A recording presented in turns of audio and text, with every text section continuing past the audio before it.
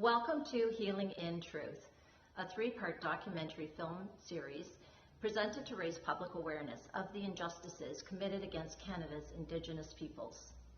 Each screening is followed by a panel discussion between survivors, knowledge keepers, and documentary makers to help both educate viewers and present paths to healing, reconciliation, and prevention. Join us for these powerful, impactful, and life-changing narratives as truth is given a voice and healing can begin as that voice is heard. I caution parents, this film is not for young children and could trigger anyone who has endured abuse. It contains some very disturbing content. My name is Carol Brandt Kelowna of the Mohawks Bay of Quinte. I represent Abuse Hurts as their First Nations ambassador. Now, please watch our first film titled We Were Children. Thank you. Bonjour, Nia Nadeshnikosh, Kinukwe, Makwadodam, Alderville Donjaba. I'm speaking in the sovereign language of my traditional territory, which is the Williams Treaty here within Southern Ontario, Mississaugas of Rice Lake. And we are sitting here across Canada going to tune into the movie We Were Children. And this speaks to the life of one of my elders, Lena Hart, who has passed on and has walked her journey. So with this movie, I want to issue a trigger warning to survivors, to her family, to everyone across Turtle Island right now, both Canada and the U.S., understanding that that border crossed us as Indigenous people, and we have not crossed any borders. We are sovereign. So really understanding the impact of residential schools and the loss of our children is all across Turtle Island at this time. And many of our communities are in mourning. Many are offering their condolences. And I'm asking you all as Canadians, as settlers, as allies, and guests here within our territories to please be gentle with our communities, to please understand that we have been sharing these stories and these documents and words from survivors, from those who attended the residential schools, about the horrific abuses that were happening within the schools.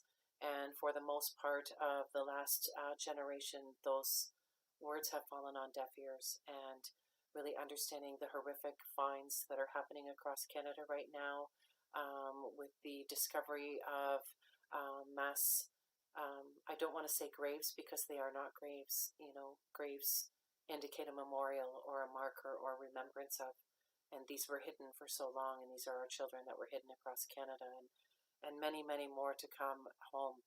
So really, as Canadians, as an Indigenous woman within my territory, I'm asking each and every one of you to watch this movie with an open heart, to not speak over the voice of Indigenous, to not deny or dissuade or try and find the good of what happened in residential schools, because for us as Indigenous, we are reeling and still suffering from the intergenerational trauma of what happened in these schools. So as this movie plays this evening, please tune in with us afterwards, and we can talk about how Canadians' role is to reconcile with us as Indigenous people, because here in our sovereign territory, we have done nothing wrong.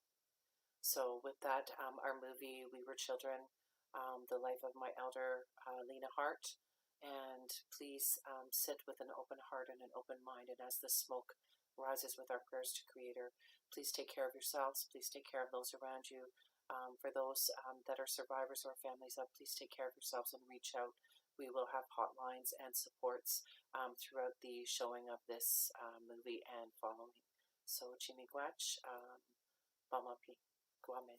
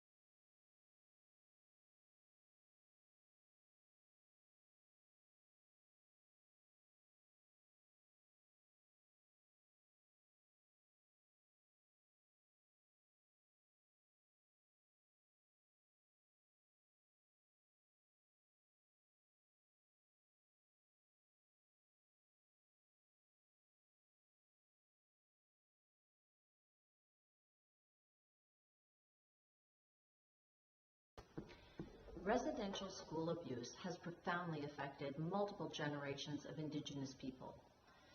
There's a need for truth to be told and truth to be heard in order to facilitate awareness and healing and prevention.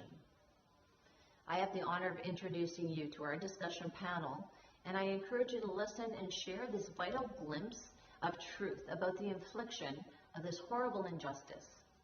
Our panel is Donalda Ashkew, also lovingly referred to as Winnie, school survivor.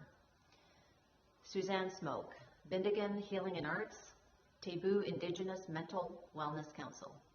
Lori Hermaston, Nauki Collection, Dash Mawan, Bimid Zajin, We Feed the People, and Cedar Smoke, Indigenous Youth, Agitchada Kwe, daughter of day school survivor, American Indian Movement, Southern Ontario.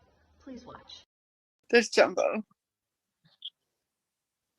Bonjour, Nia Nadezhnikosh, Kinokwe, Makwadodam, Alderville Donjaba. Speaking in the sovereign language of this territory. My name is Suzanne Smoke, and we join you here in a panel discussion to talk about the movie We Were Children that many of you just tuned into. I ask at this time that you take that moment to cleanse yourself, to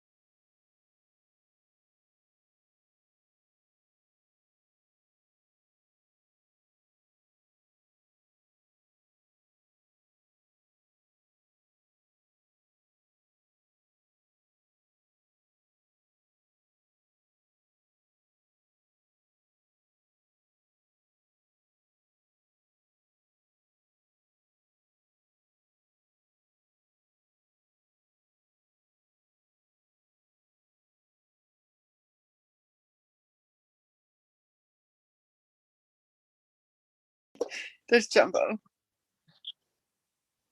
Bonjour, Nia Nadezhnikosh, Kinokwe, Makwadodam, Alderville Donjaba. Speaking in the sovereign language of this territory. My name is Suzanne Smoke, and we join you here in a panel discussion to talk about the movie We Were Children that many of you just tuned into. I ask at this time that you take that moment to cleanse yourself, to look after yourselves, whatever that may look like in prayer. Go get some fresh air, maybe reach out to a colleague or a friend for support. There was a lot of real horrific truths that were shared in that movie, and interviews and words from survivors. So with that, I would like to introduce our panel. We have Lori Hermaston, who is from the Naki Collective and also is the director of Dash Mwamba Modzijin, We Feed the People. And also joining us is Indigenous Youth Ogichidakwe Cedar Smoke, Chippewas of Georgina Island. She is the Vice President of the American Indian Movement, Southern Ontario, and she also is a chef and cook with Dash Mwamba Modzijin and works with residential school survivors today. So we would each like to share a little bit with all of you across Canada about our role and responsibility to our communities when we are talking about the impact of residential schools and how it affects each and every one of us today here in 2021. So with that, I'll introduce Lori Hermaston and allow her to speak to that. Lori? Thank you, Ani. My name is Lori Hermaston, and I come from Batchewana First Nation in the North Shore of Ontario. It's right in the middle of the Great Lakes. So I always tell people, if you want to know where it is, you just look right in the middle. And that's one of our original territories for the Anishinaabe. It's the area where we all gathered and met. It actually is in Anishinaabe, it's called Bawating, which literally means the gathering place. So that's where I come from, and the territory that I live in. My parents reside there in my community in Rankin Reserve, and that's where I started really my work, and kind of the first involvements I had with residential school survivors outside of my own family was I had the opportunity to be the elders program coordinator in Batchewana for a few years. And I also have a background in gerontology. I went to college for that. So I did spend time working with a lot of Indigenous seniors, like back in the early, the mid 90s really. And I remember at that time we were calling it residential school syndrome, if you remember that. And it was the way that it was described, which was really the intergenerational trauma, right? And that was some of the first times I remember learning about and hearing about that. It was never talked about in my own family. You know, my great grandmother went to St. Joseph's boarding school up in Thunder Bay. And we recently, as you know, Sue, were able to hold ceremony because we found her after 111 years.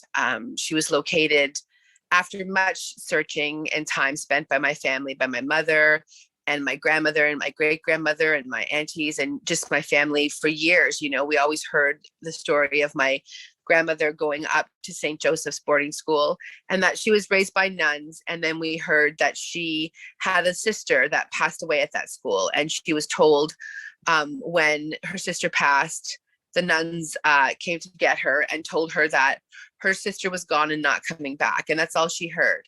And she didn't come back. She passed. And that was in 1910. And my great grandmother talked about it and, you know, would tell stories about her time there. And, you know, there was always obviously a sadness about it. But we never knew how she passed away or what happened. Her name was Emma LaFord. And the story is pretty remarkable because my mom had really started to look more and search for her once all of our children were being located, right, and found. And so there was more of an opening, I think, and a willingness to talk to people. And my mother had to call around in Thunder Bay and made connections and eventually learned that Emma was buried up at St. Andrew's Catholic Cemetery in Thunder Bay in unmarked, and like, you know, you said earlier, like you won't call them graves because that, you know, evokes a notion of a memorial or a time of honor in that person's passing, or something that was thought out. And these are not graves, right? These are unmarked spaces that our children were put into. So my auntie is in one of those unmarked spaces up at that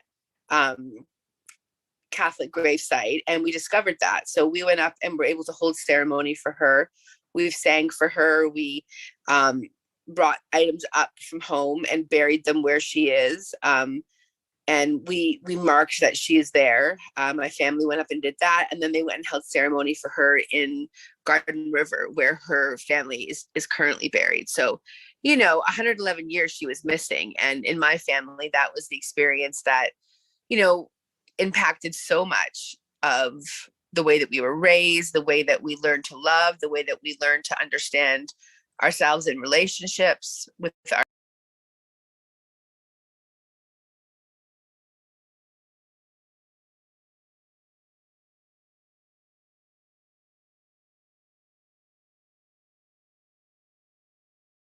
ourselves, with our partners, with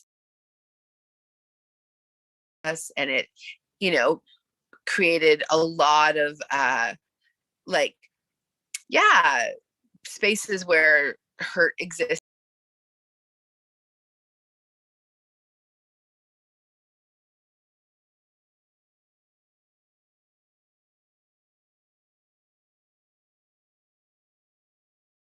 Things were harder at times to get through, and you were confused and didn't understand a lot of the things that happened when you were young, because you didn't have friends that had homes like that. If you were like me and you were mixed and you grew up in a city around other people, and no one really talked about the fact that you were Native, because it was something you tried to hide, or if you could, right, you would live in that gray area. And so, yeah, like even when they talk about my grandmother's experience at residential school and my auntie passing, my grandmother would say like that my great grandmother was raised by nuns and that it was okay, and it couldn't have been okay, right? We know that. And so it was always kind of keep your head down, keep your mouth up, quiet, and don't say anything about all kinds of things. And as time grew, my mother went back to school. She and most of my aunties did, but my mother really went back to school, and she became a nurse, and she began to practice the culture and the like Anishinaabe Moan, right? The whole circle of everything, language, culture, celebration, ceremony, and dove in like, arms, feet, like everything. And she's now Medeawin and practices in that lodge. And it saved her, I think, and it changed the trajectory of where I was going, because she began to believe in herself more. And it then impacted me because I was a teenage girl at the time. So yeah, like, I don't think people realize the intergenerational trauma and how it impacts and ripples into our lives in the way that we come out in the world, and what we can believe in ourselves, and how hard it is to get past that. And I think the other part about it that's really difficult for me is that it's directly related to a racist legislation, and like intended desecration of a people. Like it's the most oppressive thing. So for me, that's why like I always explain to people it's different, because it's a government legislated trauma, really, is what it has been. And like finding my great auntie and bringing home and all of that, it's kicked up a lot of pain in my family, and my mom and my aunties, I think, but even in me, because I have to really at times weigh out like that things have changed, my family has changed, but there still is old hurt and trauma. And, I know that it's all directly related to the fact that my mother is Anishinaabe Kwe. And it's hard to reconcile that. I have a beautiful daughter who is going to be 20 years old, and she's Mohawk, Potawatomi, and Ojibwe, and a little bit of Italian and Scottish, but she's 3 tribes. And like, she carries all the gifts of the creator and the generation that she comes from. And her name is the sound the spirits make when they come. It's Jongwewe Gabo Ikwe. And I'm, watching her and seeing all the things that she's doing and what she's going to become. And you just know like things are going to be okay, right? But she still in her life can say that she's been impacted by it. it's not gone yet. So I think the message I would say is that you can't do this to people for hundreds and hundreds of years and expect everything to be perfect, or us to just get over it. Because I can say that my daughter's been raised in all the ways that like we wanted, ceremony, her name when she was born, the same way as Cedar here. And there still is impacts that I know that she has. So hopefully, in a few generations, it'll just be a story that we tell them and not something they have to live through. So miigwech. Miigwech, absolutely. And our roles as mothers, raising our children through this grief, through this hurt, through this trauma, each and every one of us as Indigenous people across Turtle Island live trauma every day. It's not something that we get over. It's not something that is history. It's a daily effect on our lives. Absolutely. And so, you talk so highly of your daughter, and she's such a gift and a blessing. I also want to introduce my daughter, Okamagi Shikokwe. This is Cedar Smoke, head woman of the Sky World, and absolutely a gift. And again, struggling through decolonizing. I may have changed the trajectory of where she was going, but she also changed my trajectory of where I was going as a mother, and as a life giver, and being that sacred being and carrying that new life. That's such a gift. So I'll introduce Cedar. And Cedar, if you just want to share with us the importance of culture and ceremony in your life and the role that you play now in our communities, how you have seen the impact of residential school. Bonjour, Nina Dejnakaj, Okamagijikokwe, Mayanga Dodam, Georgina Island, Donjaba. My first name, or my decolonized name, is Cedar Spoke. And my Ojibwe means head woman of the Sky World. Speaking in the sovereign language of the Ojibwe people. And it's really a gift and an honor that I have that little bit of language that I carry right now. Because working with the elders that I do right now with Dashmal and Bamajijin and Lori here, I work with a lot of those residential school survivors. And, working with them, it's hard hearing their stories, thinking, that happened to my aunties, my uncles, my dad, my grandparents. It's with a heavy heart that I think of them every day. And like, I walk with my elders, and we have to learn how to handle those intergenerational traumas, because like Lori said, even though that we have that future and we know we walk with culture, we walk with everything, it does really affect us still right now. And when I speak in that language, it's such an honor to be able to do that, because we lost a lot of the language carriers, we lost our knowledge keepers, we lost our elders, our teachers, and those are those little babies that were there. And I work with the people who are here now who could have been those little babies, we could have lost there. So it's nice to be able to see them, work with them. Our food program is really nice. It helps them. And it's so nice to be able to like expose them to that and be able to bring them out to events, and have dancers and drummers there for them to experience that culture, to know that we're still here, that our youth are still picking up those spaces. We're taking up space. We're making sure like we're practicing our culture. We're practicing everything.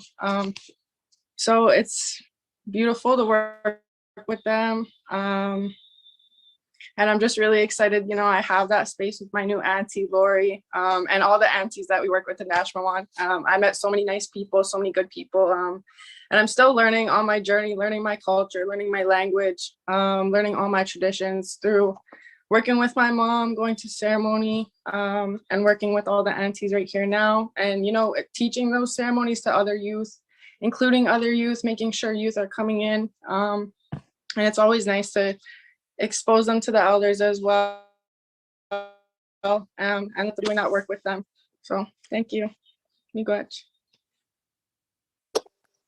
Miigwech, Cedar. And I know that many of us, and the three of us, have spent many times out in the front lines, so to speak, working with our houseless community, working with seniors, elders, residential school survivors, and really seeing the impact firsthand. And what strikes me when I'm working with Dashmawan, when I'm working with all of the frontline aunties and Indigenous people, is that caring heart, and feeding each other's spirit and lifting each other up. And that's what I see is that, you know, we are healing our own, and it's through our medicine people, and it's our bundle carriers, and it's, you know, those ceremonies that are saving us. It's the language that's saving us. It's tied to the land and to the water. So I'm actually going to ask Lori if you can talk a little bit about that food and feeding people's spirit, and what is that role and responsibility that we have now in decolonizing and healing the trauma of residential schools right now. Thank you. Yes. So we work with a program called Dashmoan Bamazajan, which means they feed the people in Ojibwe. And it was started last year in June of 2020 around Indigenous Day, June 21st, and summer solstice. And it really was just started, you know, people ask, like, was it about COVID and a response to that? And I think what COVID did was just allow there to be perhaps people with a bit more time, because they weren't necessarily having to sit in the office in the same way. So we could do other things and balance our lives out differently, right? So we had time to do things like make food and, you know, organize like people and dancers and drummers to come out and do ceremony, hold space for the people that are houseless, Indigenous people here in Toronto. And so the first time we did that here in Parkdale, and we brought food, we brought drummers and dancers, and held space with some people that I think a lot of our community, you know, at times that struggles with substance use and, you know, alcohol, drugs, anything like that. They're often shunned away from ceremony and shunned away from spaces and places where people believe that sacred, you know, items are, and they really shouldn't be exposing these sacred items to people that are under the influence of anything. So there's a lot of judgment, right, that comes with that. And we practice harm reduction, which is frontline support of people that are using alcohol and drugs, and providing them with safe solutions to, you know, ensuring that they can live the best life that they deserve to live, right? So that's a lot of the work that we all do. And we found that there was a need to kind of gather. And so we did that, and we did that in Parkdale, and we brought drummers and dancers, and we feasted. We brought, you know, traditional foods. And a lot of these people that came and ate with us had said that they hadn't had like deer or moose in like 20 years. You know, they hadn't been able to have any fresh fish. One of our elders here knew exactly where the fish came from when he ate it. He said, that's Lake Erie perch. So that in itself is like cultural connection, right? It's memories of when they were children and times when they were living on the land or when they had access to land. And, you know, they're eating their own foods. They're eating foods that are traditionally Indigenous grown, Indigenous harvested, and things that many of them had access to when they were young children, because many of the folks that are houseless here in the city are residential school survivors and are also survivors of 60s scoop child welfare, you know, all of these mechanisms of oppression that have come in and taken their lives apart, really dismantled a lot of their lives. And so we started doing that. And then every single Sunday we were down in the encampments here and in different spaces and places, working alongside Toronto Indigenous Harm Reduction to bring food to people, warm soups, again, lots of traditional items in them. And then we started working with the elders at Wigwam and Terrace. So now we bring in about 400 meals a week to the elders. We serve about 60 of them, and we bring them about 4 to 5 days worth of food with dessert. They love the dessert. It's their thing. So we try to give them healthy, whole food, all of it's homemade, traditional foods when we can. And we also do, you know, weekly connections with them when we drop off the food and they come down and get the food. So we do activities. We bring in music. We bring in cultural activities. We had a big feast with them about a week ago where we brought about 60 of them down to an outdoor space on a bus, and we feasted them all day with music and traditional drumming, and said they felt like they were at a garden party. So, you know, we're doing that, and it's just little connections, and it's making an impact in their psychosocial well-being, their health. They one of them said, one of the elders said, it was so nice to just put our feet in the grass and walk around and feel safe to do that. Right. So little comments like that. And we work with a group of dynamic women and two spirit folk in the kitchen. Cedar is one of them. She's our youth. And we have, the whole program really honors the role of rematriation and what that looks like, and women's roles and two spirit roles. And, we counsel each other and we allow each other space to be happy and upset and grow as women and talk and, support not only the elders with meals and the houseless folks, but also women, because we pay our, kitchen staff and allow them to then support their own lives. And so it's like a ripple effect of how we can feed, the community around us, which I guess is kind of in the name that we're called, right? They feed the people. So yeah, like we've been working really hard, and we do a lot of crowdsource funding. We have a bit of money. We kind of pull together here and there to make things work. But we rely on donations, donors, and when we can find grants that fit with what we do, because it's important for us to remain sovereign and remain focused on the idea of Indigenous food security and supporting our seniors and our houseless folks in the right way. So it limits, like we won't just go out there and fundraise and take money from places that don't make sense, right? Because we have to honor those principles of Indigenous ownership and control over what we do. So, and honor what the seniors want and make sure that they're always at the front of how we work. So yeah. Miigwech. And it's about elevating their spirit and feeding their spirit through that food, through that blood memory, through that ancestral connection to the land and to the water. So Miigwech, Lori, and Cedar for doing that work. And my role and responsibility in community, I work in sexual assault, domestic violence, and mental wellness, and really understanding the huge impacts this past summer. But, for the last 500 years, the impact, and really understanding that we're not going to heal overnight. We're not going to get over it. And Canadians' role really is, sit in what reconciliation is, and that's going to be uncomfortable. And there's going to be uncomfortable conversations. And, let's get past denial and dissuasion, and let's really talk about truth. And if we can't have truth and accountability and justice for the survivors and their families, how can we rush forward to reconcile? And when so many Canadians don't understand or know the truth, so our recommendations is that you read the Truth and Reconciliation Report, adapt some of those findings into the way that you interact with Indigenous people. When you're engaging to work as an agency to help heal or work with First Nations people, how many people do you have on your board? How many people set policy that are elders within the local communities? In your resources of toolbox, or in your toolbox of resources of people within our communities, do you have elders and medicine people and people that know firsthand about colonial trauma and violence enacted through residential schools and through the Indian Act and so much legislation that has really outlawed everything about us? And Lori, you use the term houseless. And when we talk about houseless, we as Indigenous are not homeless when we are on the land. We are houseless. And so really understanding that we can't criminalize Indigenous people for being houseless when the land and the Indian Act has made us also vulnerable and really ripping us from our homes and through the residential schools, really disconnecting and breaking that family structure and really breaking the hoop of that family circle.